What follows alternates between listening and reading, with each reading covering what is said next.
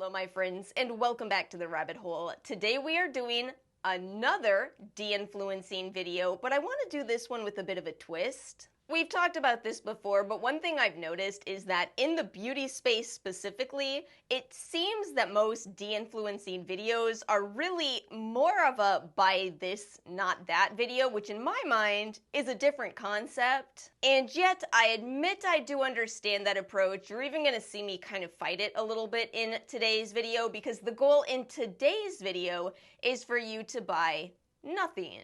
This means this won't be a video for everyone. It is always surprising to me when I get DMs from people that really don't have any skincare products, because in my mind, most of you, and I think most of you commenting, are fellow skincare enthusiasts. Remember that the so-called rules of skincare are that you only need cleanser, moisturizer, and sunscreen. Beyond that, you are allowed to use and buy anything you want, and you can also choose not to buy those things. I like to try to strive for balance on this channel, so we're doing this video today. If you'd like it, you can skip it if you are in a place to be buying skincare.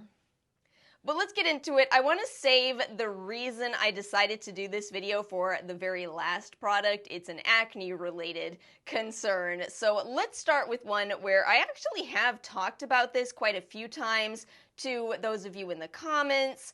I get asked a lot. I've tried all of these products for hydrating my skin, for moisturizing my skin, and none of them work. In these instances where people are saying you have a lot already, I can't help but think maybe we should try what you already have with a little bit of a different approach. For example, when we're talking about K-beauty toners, one of the best ways to use those is something called the 7 skins method, where you apply up to 7 layers of that toner. And this isn't something you have to do on a daily basis. It's kind of more of an alternative to a sheet mask, if you will.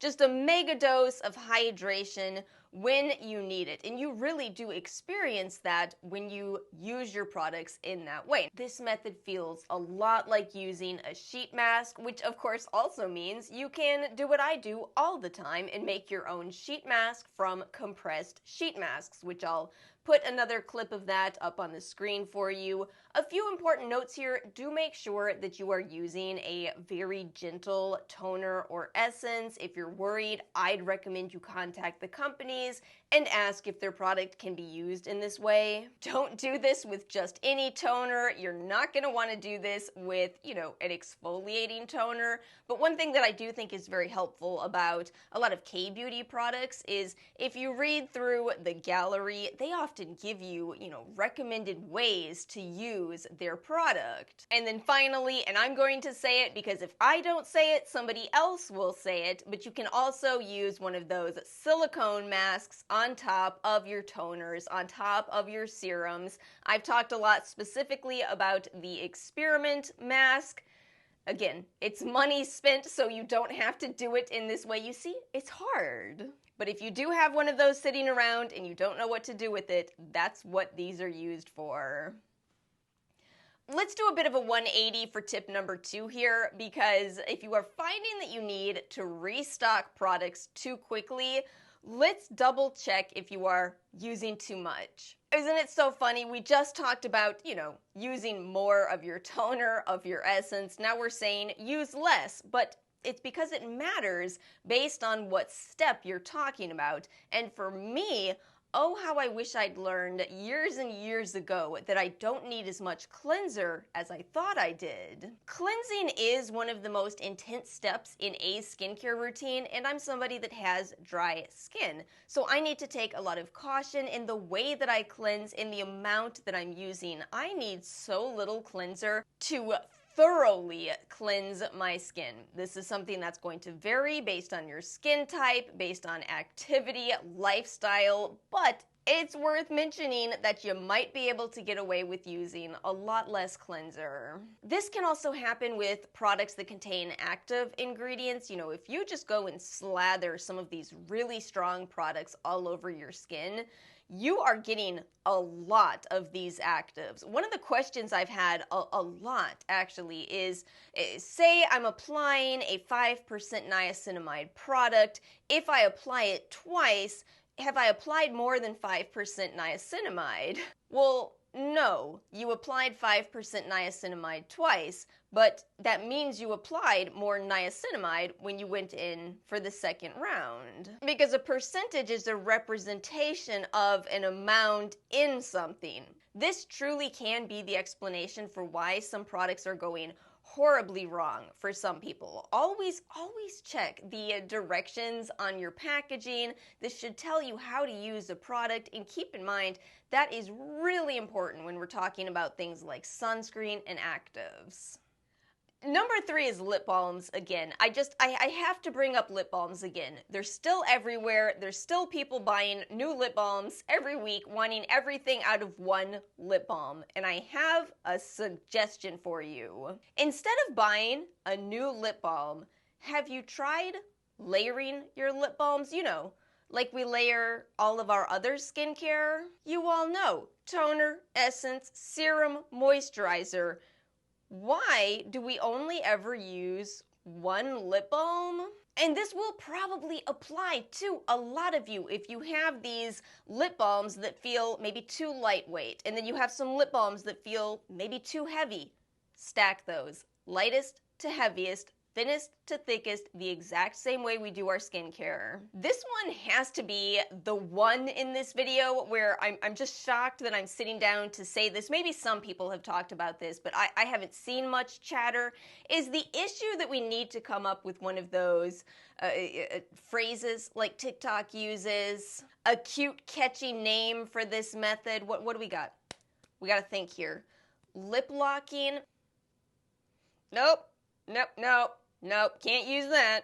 And my very last category of things you may not need to buy more of is acne care products that are in the exact same theme that we've seen for decades. This is mine. So I was browsing Sephora recently, and a brand that I've liked in the past just released a bunch of new acne care, two new acne care products. I'm gonna be extra dramatic as long as my voice sounds like this. You know what I'm saying? And I got so excited. I was over here going, I think I wanna try these. Then I actually, you know, looked at the ingredients and looked at what they're doing and realized, oh, salicylic acid based acne care.